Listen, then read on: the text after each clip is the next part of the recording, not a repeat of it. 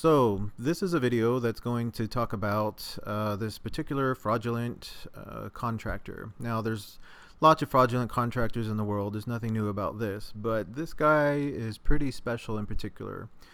This isn't an isolated incident. It's not just me involved. There's several dozen other people of varying magnitude that have been impacted by this fraudster.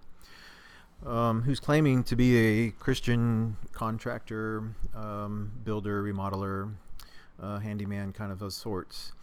In my particular case, he's gotten over 120,000 out of us. So I'm not going to read this word for word, but we're trying to spread awareness about this. But maybe others can learn from this incident of what are the warning signs, to avoid this kind of situation. The gentleman here, Stephen Burch of Stalworth Construction in Mineral Wells, Palo Pinto in North Texas. And all right, so let's get started through the story here. At the website or the blog entry, I outlined some ways you can contact us to leave information. We're still trying to find this guy. Here's his storefront that he's had publicly, and he's had billboards and advertisements throughout town.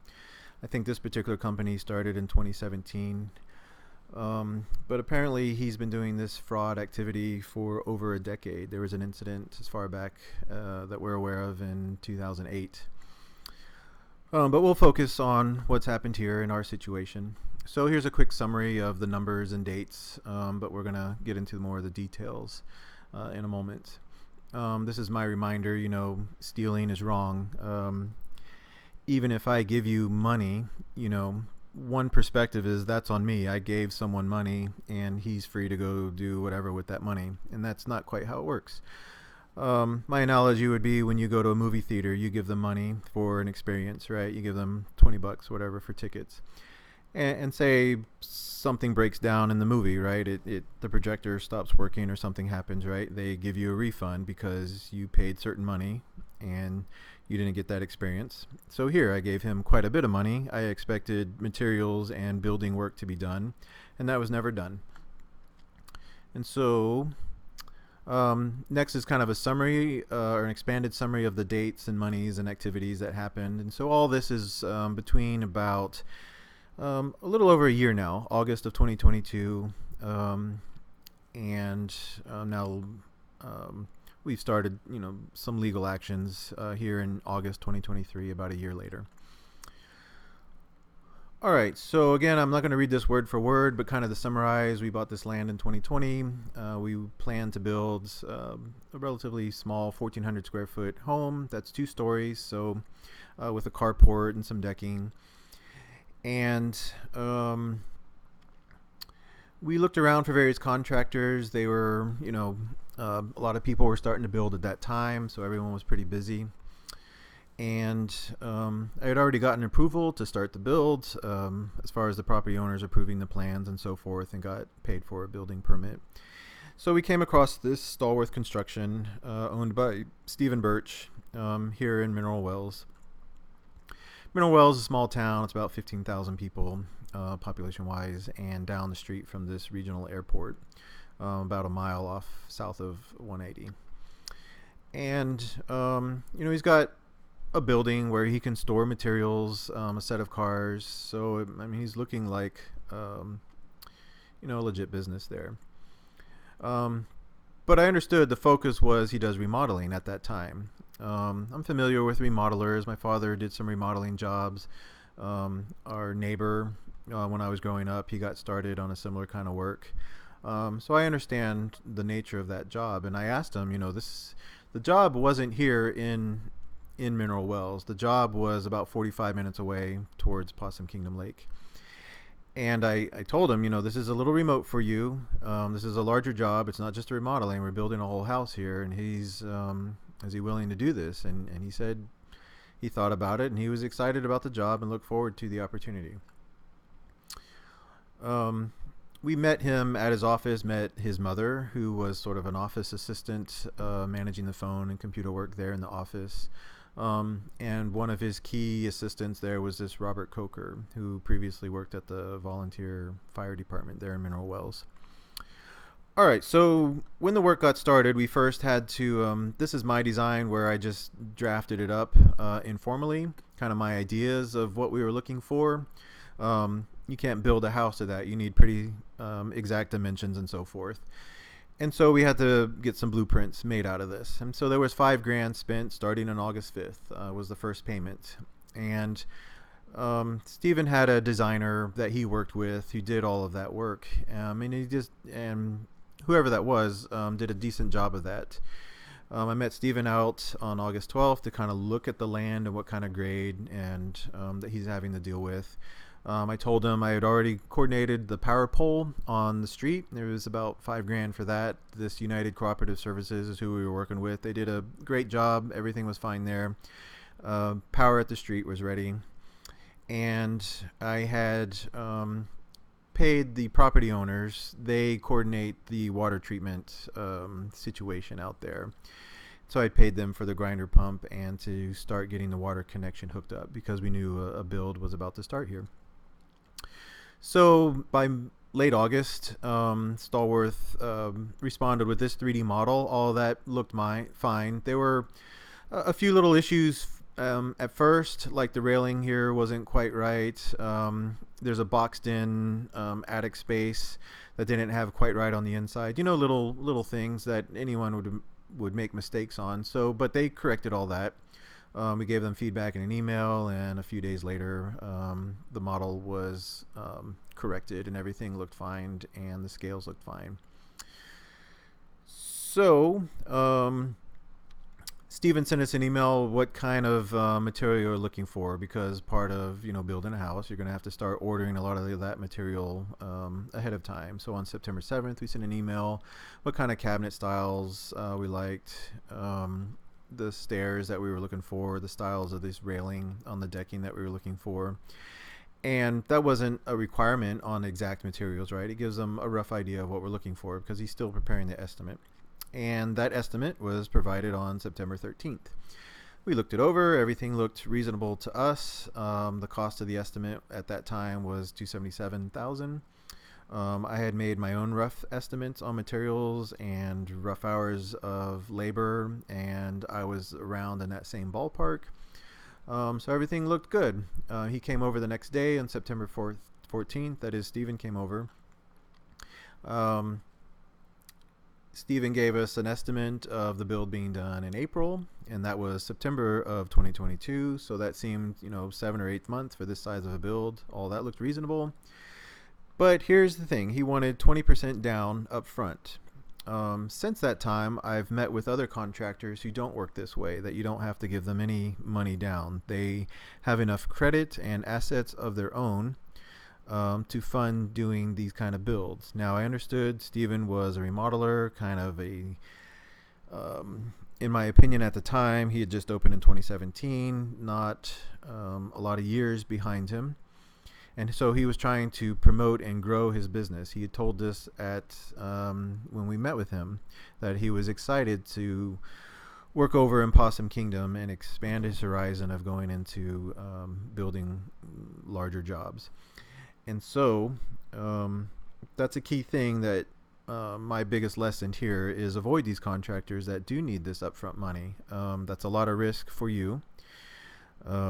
You want to look for someone who hasn't had a bankruptcy on their record, who does have credit, and who is able to care for themselves financially, that they don't need this kind of money. Because if you don't pay them, they have other options available to them in terms of getting a lien on your property and so forth.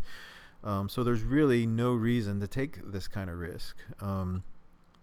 This is my first time building a home from scratch like this, so I wasn't aware of a lot of that just a little over a year ago, but I've since then learned. In any case, he wanted 20% down, which equated to about $55,000. So we gave him a check, and he would get started on that right away. So he didn't get started on that right away. Yes and no. In October, there was a lot of new planning that had to be done. They needed to set up the porta potty, and this was his idea of a dumpster. No one else in this neighborhood and community, no construction was doing a wooden dumpster like this. that's difficult. You need a forklift to get that out of there and deal with. He should have had a proper metal dumpster from the get-go. But in any case, October rolled around. Then through November, he hem-hauled on a couple things on getting the dirt out there. Originally, he was going to haul in, I don't know, maybe 10 trucks of dirt, grade the land properly, and do a traditional concrete slab. But he said that was too expensive. The labor cost for just hauling dirt apparently was too much for him at the time. And so he had this new idea of building kind of this concrete wall. And you'll see more pictures of it in a moment. But I talked to my father and some other builders, and we were okay with that idea. It would give us a kind of basement that we could store things with, and so that was interesting to us. It would also give us flexibility on how we arranged the plumbing later. So that wasn't unreasonable, but it was a change in the plan right from the get-go. So he actually began on December 2nd. He did hire a couple contractors. I met them out there because I wanted to set up these cameras because we were all excited about this build. We thought it would go quickly and smoothly. So we wanted to see the day-to-day progress and would have a nice story about that. So these guys, they have this Bobcat tool out there. It's hard rock out there, so it's not easy just trenching any kind of hole out there. But after a few days, they got deeper, were doing their work. All that was reasonable. Here's the framing that they had the concrete in, so you can see what I'm meaning about a small concrete wall with a couple pads inside to support the weight and so forth, and you'll have these cross beams that would be the flooring. So mid-December, they had finished that concrete work, and looking at the contract, Stephen said the first payment, so there was a down payment, and then there was about 4 or 5 scheduled payments after that. And so it said after the dirt work and foundation was poured. So we considered that part of the job, and he needed another 10%. So things got a little weird after that. I did an ACH payment, a bank transfer of that 10%. Somewhere in here, he said there was some kind of issue and hold on that, and he wanted to, get that funds presumably to pay workers before a big holiday started there at the end of December, end of the year. He did say in there that he would refund it. Here he says, pick up a check and refund the online payment. Basically, he was going to refund that ACH payment, but he asked to send his daughter out to pick up a check. Now, I was off that day, or made myself available that day to help him take care of this. I know he needed that money. I've worked with contractors before, and they can go day by day or week by week. It's important to pay them on time.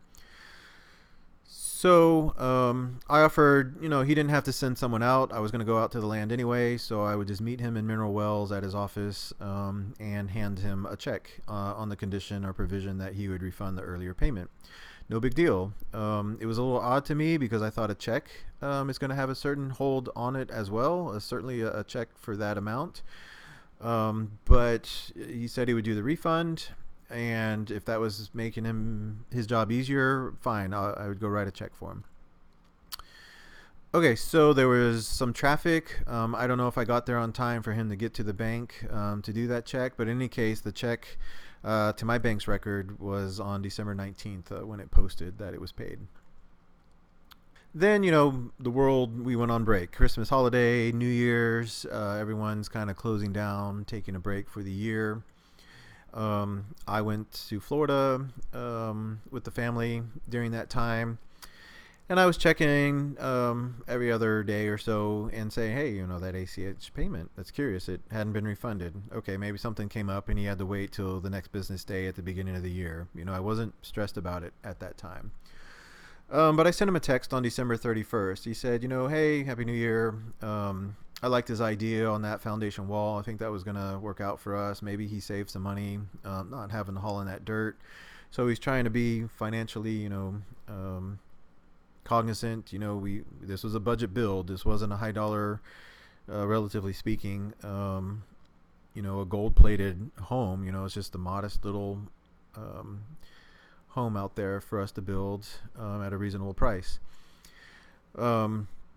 But I said, hey, notice you didn't refund the payment. It's not urgent if you have to wait till the next business day, but hey, we are expecting that refund.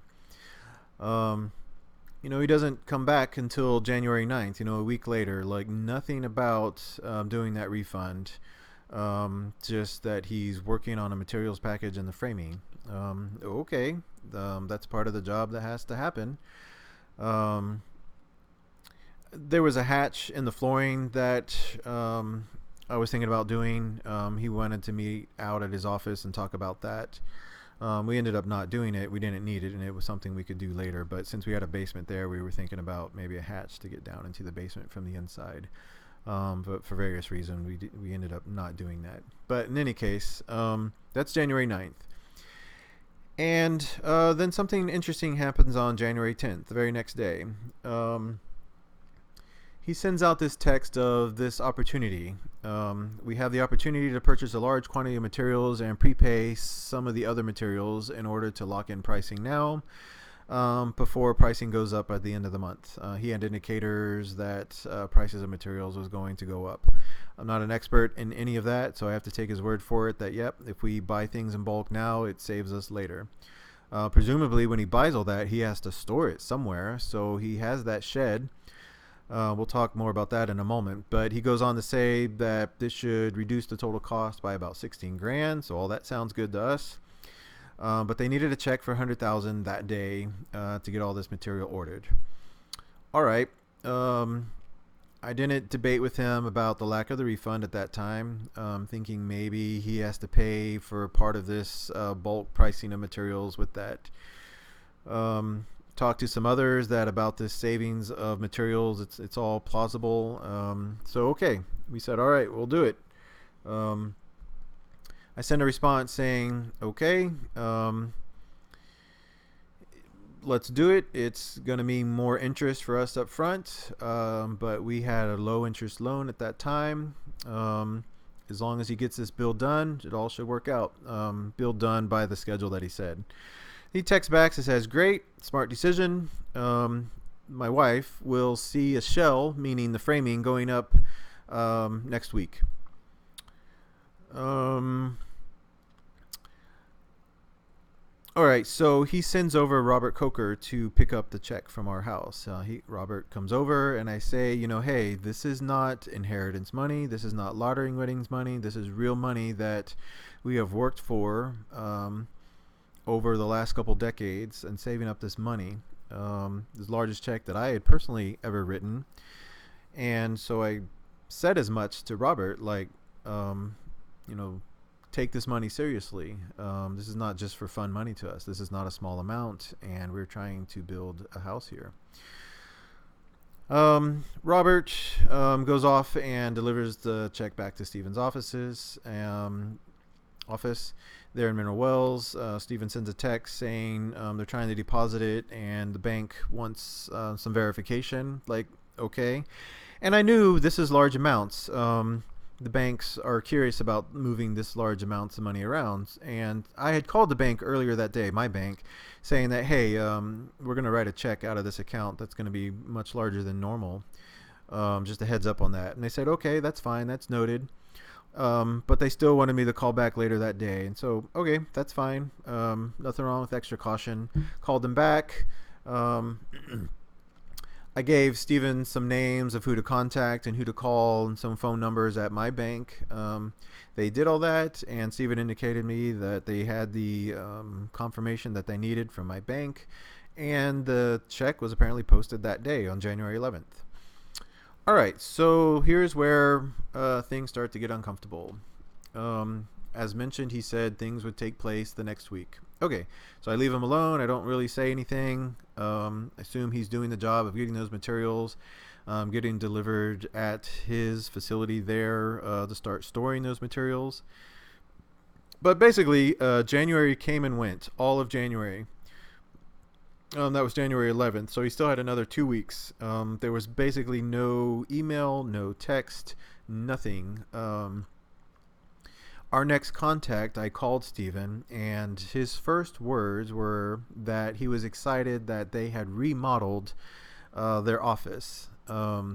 very strange to me to give. Um, I don't know the typical work that he does, but 200,000 or 215,000 is a lot of money to me. And his first words aren't anything nice about, hey, got those materials on order. They're at the warehouse. You can come see them if you want. Here's the receipts, etc., etc. His first words is that they just remodeled their office. Okay, that's great. Nice that they remodeled their office and they can organize. If that helps smooth their business operations, that's fine. But we have a contract and certain dates coming up and money spent. You know, this wasn't intended as profit money for them. My understanding is contractors, they're supposed to have separate accounts for each of their jobs, so they can keep track of how much money is being spent on the job and how much profit, how much is going to workers, etc. So presumably he's tracking all that. I saw his mother there on the computer seemed to be running some kind of financial software and handling those books. So as a summary of what money's been put down here, we had the $5,000 for blueprints that he never provided, other than he did provide the 3D model. But again, up front, the $5,000 was supposed to be credited towards the final build, so that is money that was owed to us. We gave him the 20% down. Here's the first ACH payment that he said he was going to refund and never did. We had a second and gave him the $100,000. So that's 150, 190, a little over. That's the 215 that we came up with. That's money that's been given to him for this job. All right, so February's winter time. It's cold. I understand that. In March, in that particular area, we had some some unusual hailstorms, to the extent that the property owners out there, they sent out an email to everyone to say, hey, there's been a substantial hailstorm. If you don't come out to your property often, you may want to get out there and check roofs. A lot of people did have roof damage. We saw for the next few months various roofs being replaced in the area. One of my cameras got knocked out from the hailstorm. So yes, that was a real thing that happened in March. But it was over a few days. For the most part, this is what March looked like. It was excellent building time. 78-degree weather, sunny skies, a little on the cool side, but it wasn't unworkable. My father had a theory that Stephen was chasing those other jobs to get contracting jobs to do roofing repair. So I get that. Contractors, when opportunities like that come up, they need to get jobs, the hustle, and get extra money. He could communicate that kind of thing. Stalworth had set up a web portal to kind of give us a daily log. There were no daily logs going on for our build at that web portal, but he could put notes, hey, helping other jobs in the community because they've got substantial roof leaks and damage to their home. Understand that people need to scramble for that, but Stephen never gave us any impression that that's what he was doing or that was a reason why he was not at our job site. Again, by March, this is now 3 months into this build, and you've got wood laying around. Winds can happen out there. I don't want to be responsible for that, this stuff blowing around and hurting anyone. So it's not a clean, proper dump storage. And the property owners, they were sending me notes and emails saying, hey, we're noticing this. We're concerned about this. What's up with your dumpster? You're supposed to have a dumpster out there. And I relay that on to Stephen. Stephen said, no big deal. Doesn't seem concerned about it. In his mind, he's got this little wooden dumpster out there. But hey, you've got other piles. You need to get a metal dumpster out there, and he never did. I ended up doing a metal dumpster out there and paying for it and organizing it. But Stephen also told us his mother was having health issues, something related to her intestines. And so, okay, family issues. If she's maintains the books and the records, okay, she's a key employee. If she's not available, that's going to hurt their business and they're going to struggle. Get all that. He verbally told us that, so okay, we can leave him alone for that. But apparently there was some other employee issue going on throughout February after they had remodeled their business. I don't know the full extent of that. I believe Stephen told us, a couple of his key managers left or had a falling out.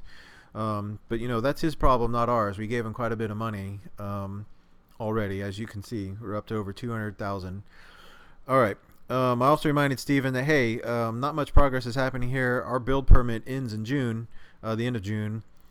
He said earlier he would finish in April. Now he's pushed it back to July. So he's making us aware of that.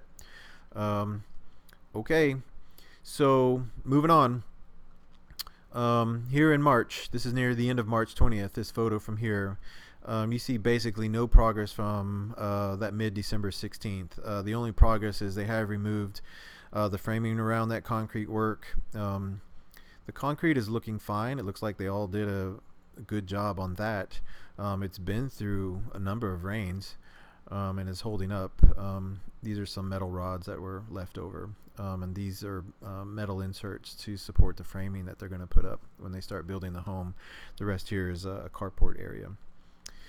Okay, so March comes and goes, and now we're in the April. We've still got that loose debris laying around. So April 6th, Stephen texts us that he's got a framer. He's going to be there Monday. And by midweek, it'll all be done. And he's got a fallback framer. So all that sounds exciting. Well, okay, that's April 6th. By the end of April, none of that happens. So I'm about to give up on this guy. In the middle of April, I send him on April 14th a long email saying, hey, this doesn't seem to be working out. There's no progress going on. You're not communicating what's going on. You know, are you comfortable on your ability to be able to finish this job? Is in the email that I sent him. It's not framed in yet. You know, we need to talk about refunds. How much money can you give back if we were to call it quits now? He does respond to that. On that same day, he's finally secured a framing crew. Again, this is after April 6th. We'll get there in the coming week and finally get to home building, is in an email that he responds to me. I asked him to put all this money that we paid into that web portal so that he acknowledges that we have given him that amount of money, and he does do that as requested. Those amounts do show up in the web portal, so I do appreciate that. That gave me a slight bit of confidence that maybe this guy is on the up and up, but just barely. April comes and goes with no progress again, so it's more delays. None of the framers that he said ever shows up. He calls me later and says they no-showed on him. Can't prove whether that happened or not. But he also makes this comment that they weren't the right kind of people. I have no idea what he meant by that. I don't know if he likes working with Christian-owned businesses, if that's the thing, or if they needed to be paid up front, because this guy, apparently, Stephen and Stalworth, has a reputation of not paying his contractors. We'll talk about that in a moment. But he says they're not the right kind of people, so maybe they're the kind of people that expect to actually be paid up front for the job, and he doesn't want to work with that. So anyway, no framing still in April. So I call my father. I'm busy with my own work. I've got a full-time job also. Got responsibilities. That's why I'm paying someone else to build this house, because I can't be out there to build it myself. He's not doing it. He has been given quite a bit of money. They went on a Christian retreat, and so I mean that's fine if they go on a Christian retreat. He's saying this as a reason why he couldn't be out there to do the build, but if he's securing crews and hiring subcontractors to do that work, why does him being at a Christian retreat have anything to do in causing a delay? I'm supposing it's just because he's lied and he never actually had any framing crew in mind. He says near the end of the month, he calls me in one conversation that he knows I want a lot of good tile and some special tile laid down. We ordered this circular tile that we wanted put down at the base of the stairs.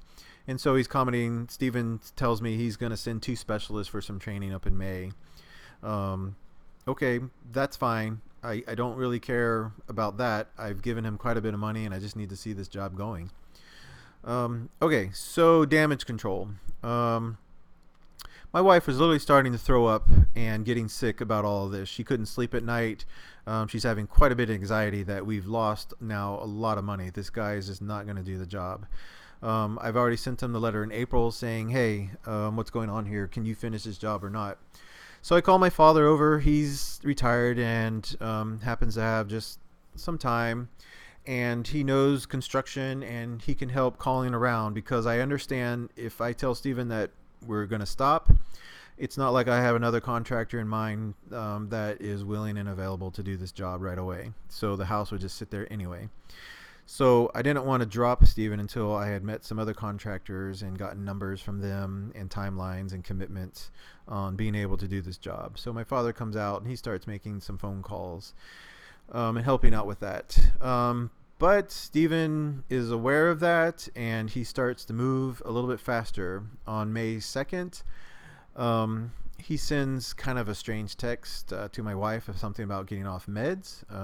Didn't know that he was on any kind of meds, but people have different kind of medical problems. I get that. I did notice it seemed that Stephen was starting to lose a noticeable amount of weight. So good for him on whatever's happening there. But he says he's off his meds, and that apparently means he can work. The next day, on Wednesday, May 3rd, 3 people are out there: Stephen, Robert Coker, and another gentleman named Tom. They show up and start putting the subfloor together. So that's great. They can they bring a generator out to do that. They don't bother to coordinate with the electrical company to do a temporary pole. But he mentions to me he's just going to use his own crew for this because that'll just save us a ton of money. He says he's trying to stick to the budget that we outlined in the contract. So appreciate that. He's trying to save money. We told him several times, like, money isn't quite our issue. I mean, we're not made of money, but just if he's got some contractors, just let us know the price and we can probably okay those prices. If we creep up a little bit over our price, we can talk about it. But he never does that. He never gives us a price or names of any of the subcontractors that he's calling or allegedly calling and talking to. In any case, they're out there, and it looks like now 5 months later, the build might be kind of starting. Within a couple days, he gets a couple more helpers out there, and they finish what's called this subflooring. He's got some good cross beams across those concrete supports in the middle. He uses those metal rods to secure this on there and bolt it down. So this subfloor, I mean, it's looking reasonable to us. On the second day, he ran out of material and didn't quite finish this corner over here. Then he's realizing it's hot and it's a lot of work out there. So he mentions that he's still trying to contact framing. My father ends up calling Spartan Construction to see if they've got framers available. Stephen allegedly contacts them, and we got a call. We got a message from Harvey at Spartan Construction on May 8th saying that, yep, he's got some workers available. You just got to pay him. But apparently Stephen talked to them and had coordinated all that. So we were good with that. That turns out not to be true because I called Harvey back a few days later and he said Stephen never called him back. But Stephen says he's got the framing package. He's out there. He's going to get ready to go. We'll come to this in a moment. But I wanted to show this is that corner that didn't finish. It started to rain for a few days there, and I said, hey, that's not good. Cover up that wood, please. I had to call Stephen to do that. He sends out Tom.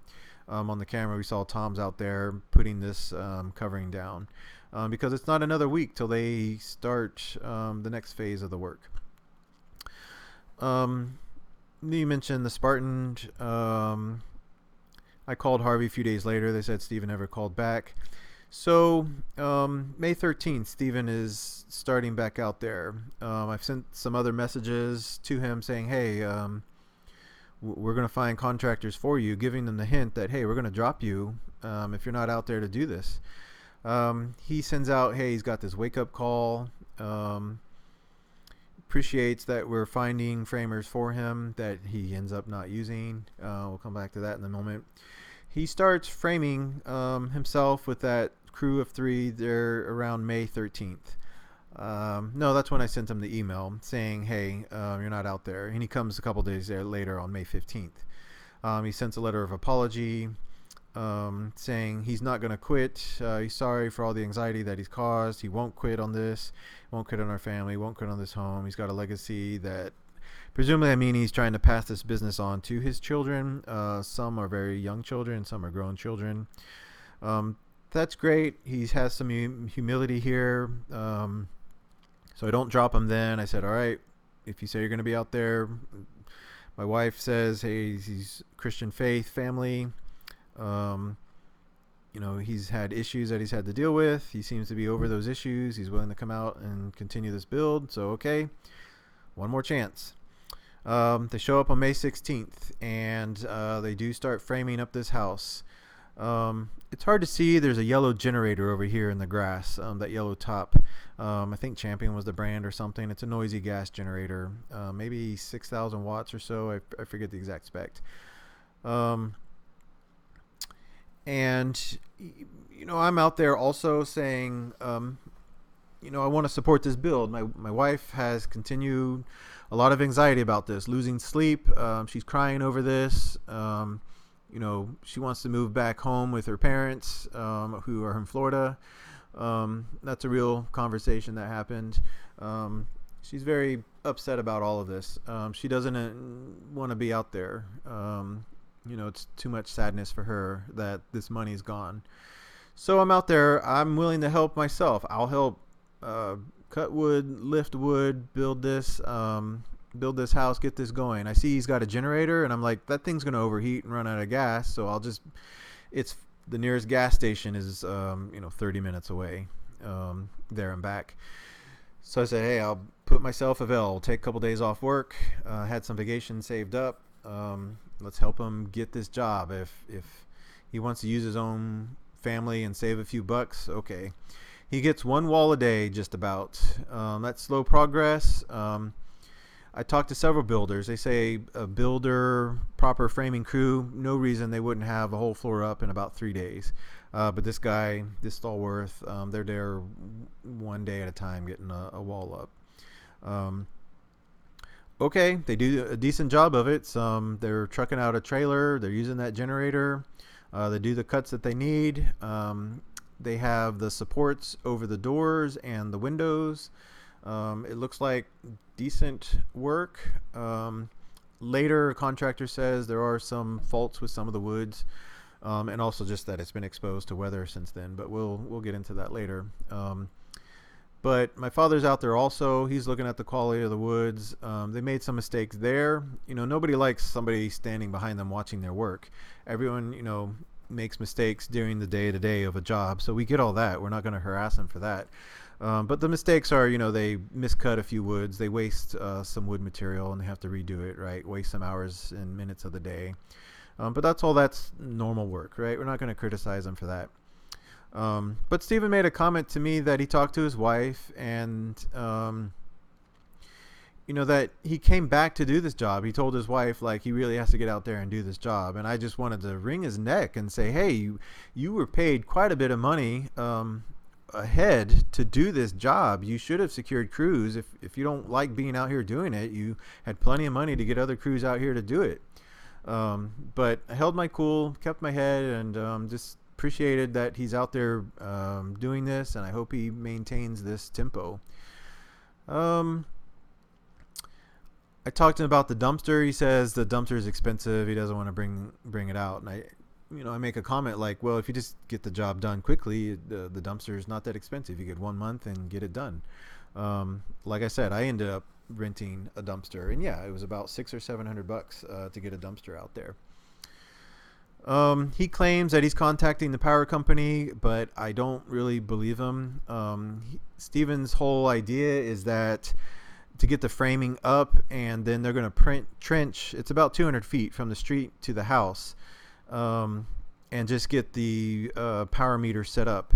I called the power company several times back in January, March, again there in May, and the power company saying no. They're not going to trench. The house needs to be completed before they're going to commit to the investment in trenching out there, because it's expensive and time consuming. It's hard rock out here. It's hard to trench, and they want to make sure that the house is done and that there's no change in the plan of where they need to trench. They're just going to trench once and get it done. So they said, no, you got to go through a temporary pole.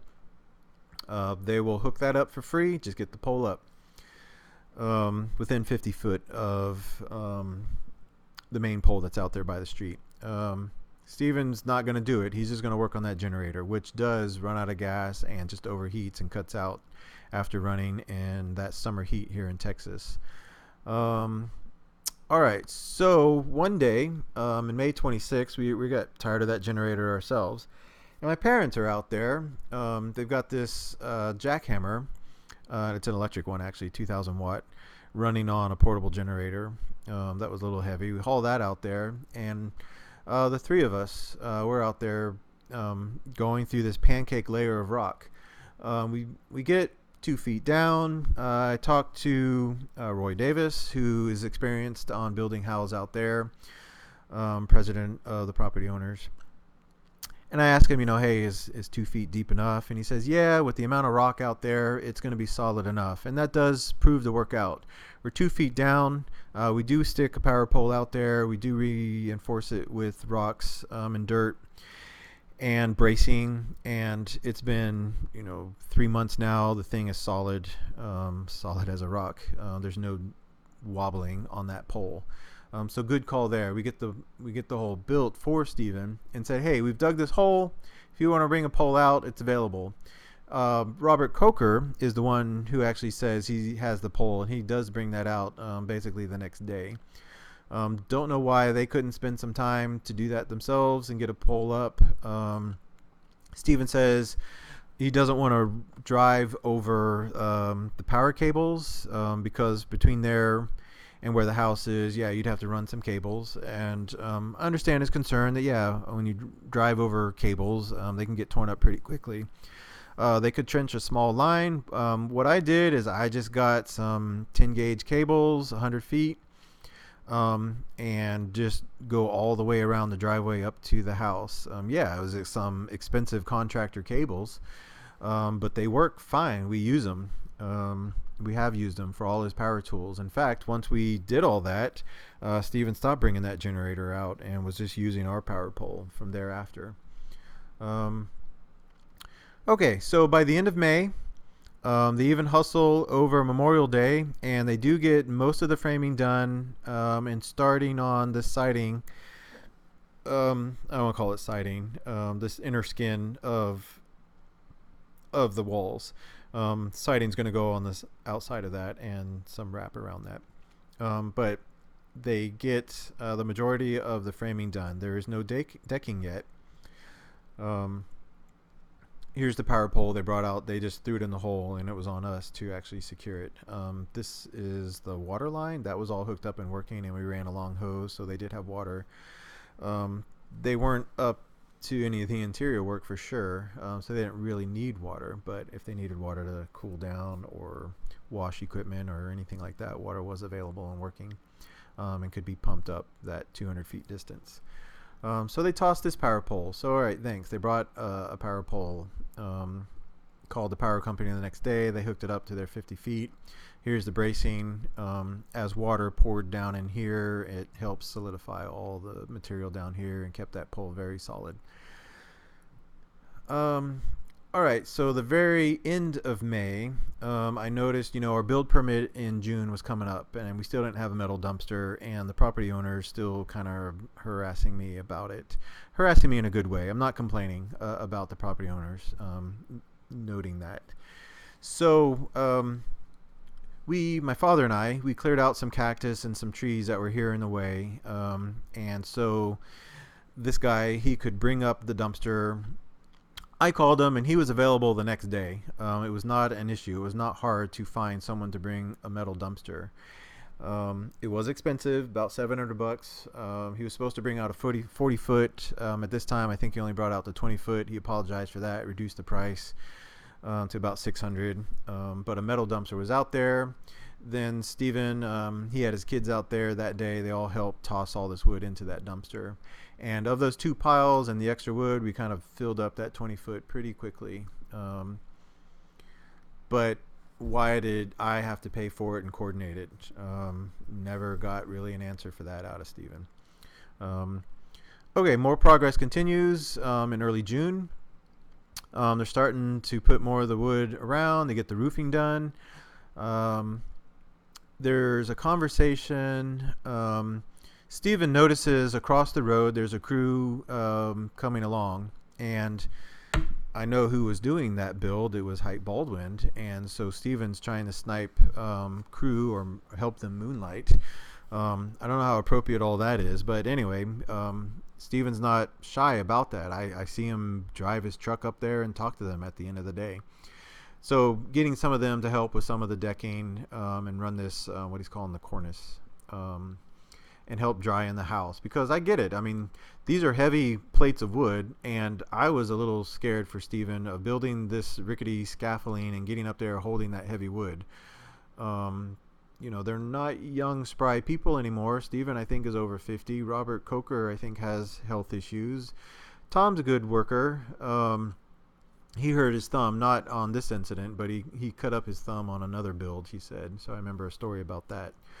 But in any case, incidentally, Stephen's supposed to have his own insurance, but I didn't believe him, so I ended up getting my own insurance on this property, you know, just in case, for fire and liability, you know, in case anyone gets hurt out there. So I insure myself, even though Stephen in the contract said he's supposed to have the $1 million insurance. In any case, it's hard work, so I get that they need helpers to do that. So he claims that he gets some workers, but they never show up. They weren't quite finished with the other job, is what he claims, and everyone's battling the heat. Okay, it's hot. You didn't work in winter, so now you're all going to have to deal with this heat. He says something he has to explain more in person. I never talked to him again. Never learned what was going on here in this text. He said something about something in person he wanted to explain.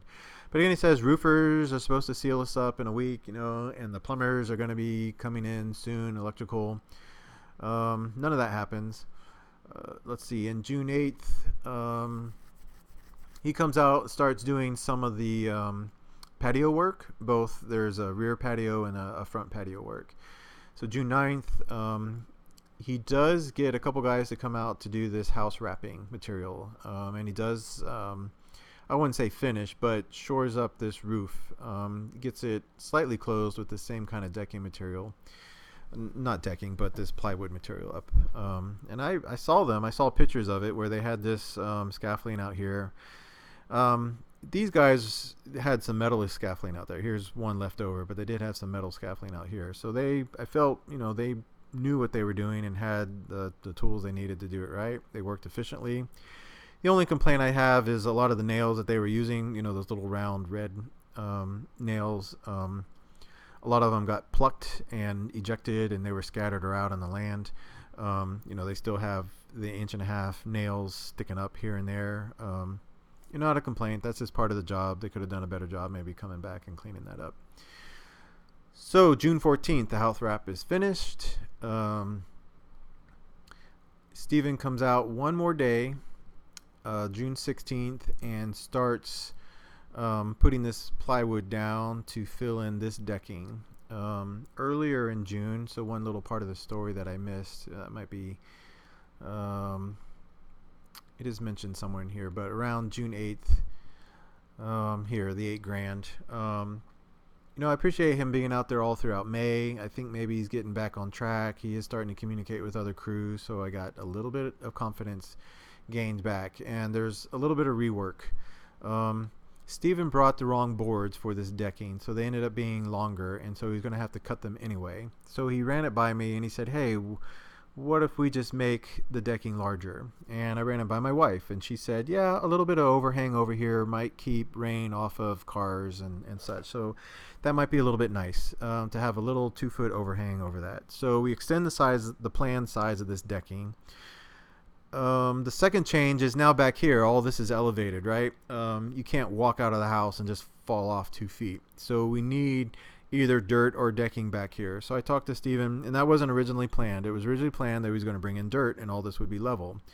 He doesn't bring in the dirt. He ends up doing this concrete wall idea. So now we have to do something here. And we talked to Stephen. He comes up with, we'll just do a decking here.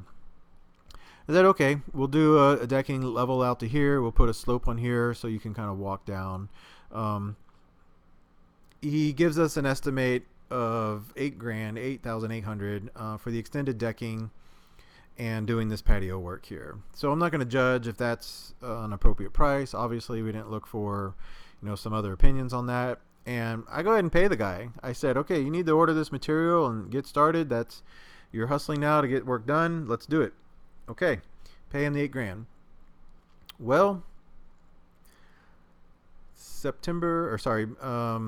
July 26th, there was no progress for those 10 days between June 10th. Sorry, I said July earlier. I meant June 26th and June 16th.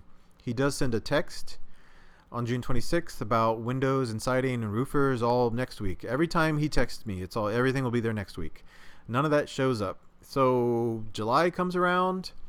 There was an emergency in the area. There were some fires that were actually pretty close. I think I heard the story that some welding jobs near some storage was the cause of that fire.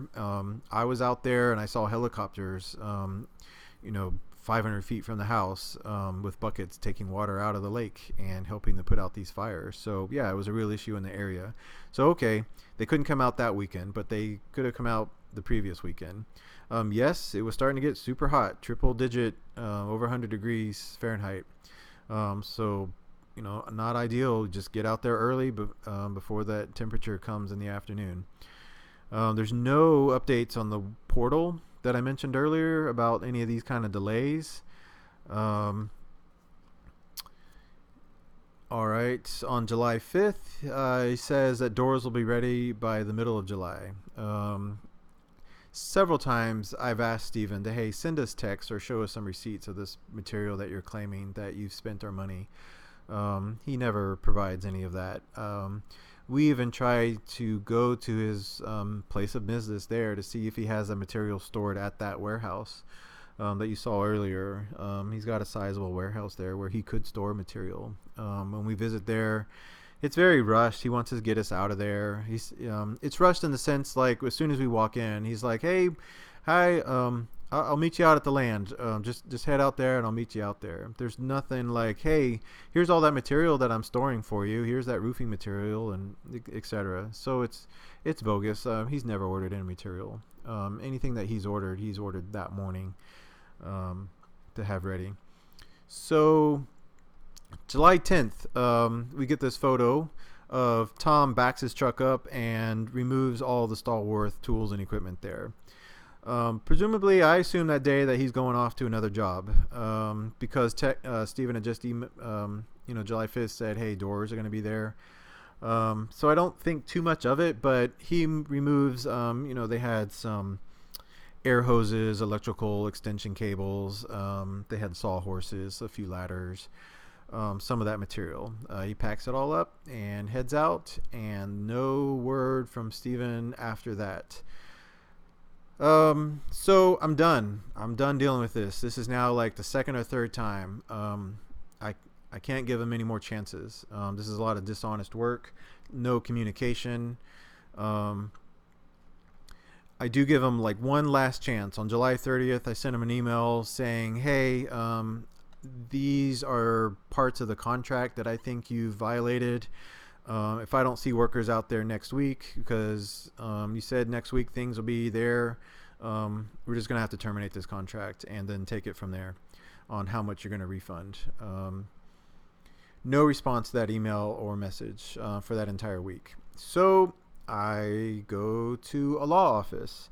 I find Chad Cannon in Weatherford, and I go to him because he had a legal incident with Stephen back in 2008, and I talked to Chad Cannon, and Chad is familiar with this individual and his past behavior and work or lack of work. So on August 4th, we draft up and send out a demand letter of sorts, a first demand letter, where I say, you haven't done this work, I give you 30 days to refund this amount of money, and the amount at that time I come up with is $120,000 owed back, and I can show in a moment where I come up with those numbers. And in fact, the amount due ends up being a lot more than that. But I give him 30 days, and even on top of that, in the letter, I say, if you return materials, I'll give you a credit for whatever the receipts say plus 10%, because I know you're going to have to take time off to deliver that material either to our property or some neutral place of storage. That's going to take your time and fuel, etc. it's a lot of material. It could have been $100,000 of material for all I knew, as far as roofing, siding, windows, etc. But 30 days comes and goes. There's no response to this letter. So then I have to get a little more serious. I talked to, I basically, it's theft by fraud. And I submit a police report. And I go through that process. And they say, okay, send a demand letter and give them 15 days to respond to that. And I'll do what they say, right? I don't want to, I know they don't like that when people talk back. I get that. They're giving us precise instructions for a reason. I do explain that I'd already sent him the 30 days, but the officer explains some things. It says, nope, you need a simple 30-day demand letter that says you owe us money and you're not giving it to us. So I say, okay, we're going to give them 15 more days. And I mail it by UPS and a certified mail. I send it both ways. So that's where we're at. The 15 days ends next week. We will see what happens after that. To get to the amount, so I credit him some amount of money. I give him like 30 days of actual working. By the cameras and looking at the days, I can figure out the exact number of days he was out there. But he's only working half days. But I can also say he did some office work as far as putting together contracts and doing some planning and making phone calls, right? Okay, so they did some amount of office work. But I give him 30 days. And I say he's only working half days on our particular job. I give him a credit, you say $40 an hour. I don't know the exact number, but say he's got 5 workers on average, right? Mainly it was 3 workers, but there were a few days where he had a couple extra workers. All that, $24,000. Then I look around, I say, how much is lumber around in January? And I come up with a number of $16 a square foot. I don't know if that's accurate, but that's probably in the ballpark. And we're building a 1,500 square foot house. So there, 16 times 1,500, another $24,000. He did rent that Bobcat. He had to buy nails. He had to do the wrapping. He did have to pay for that concrete work. Somebody paid for that. And I just estimate that as $15,000. All that gives total of $63,000. You give him a 20% markup as profit for doing the work. That's still not even $80,000 yet. And I had given him, over $220,000. So he's not up to $100,000 even spent yet. I can round it to 100,000 just to make the numbers easy. But anyway, that's where I initially determined quickly, just kind of napkin calculations, back of a napkin as the expression goes, of even being generous. If these numbers are even conservative, right? Okay, give them a little extra, give them 100,000. He still owes back 120,000 as a quick estimate. There's no response from the cameras. We got license plates to the trucks that were out there. Public records showing that Tammy Burch, who was also one of the workers, actually Stephen said his wife was out there helping doing some of the build. They closed on a house on January 18th, which could just be coincidence, but this is 1 week after I gave them the $100,000 check. Combined also with the fact that they said that they remodeled their business in February. I mean, this is not looking good on how they spent my money. Regarding the porta potty, so the incident on the porta potty, I wasn't paying for the porta potty that was out there, and I was just curious how long it was going to be out there, and it was early August that it just disappeared. So I found the company that had the porta potty, and we gave them a call at this number. And I said, hey, do you guys know a Stephen Burch? And their ears perked up. They very well knew a Stephen Burch. He had not paid his monthly bill. And so that's why they took the porta potty away. So that's just other evidence that he's not minding the business. He is abandoning this project. This is Robert Coker. This is Tom. I'm not sure whose wife that was. There was an I carry out there and Tammy herself. I don't think that's Tammy, but I'm not sure. So that's the story. This is what happened with this particular contractor. And we'll open this up for comments. Curious what people think. Was I completely in the wrong to give this much faith into this gentleman? Is this normal amounts of fraud that just happens in this part of Texas? Or is this guy a straight up thief that needs to be held accountable for what he's done here? You know, in addition to the monies, speaking of the money, so I'll go through that a little bit more.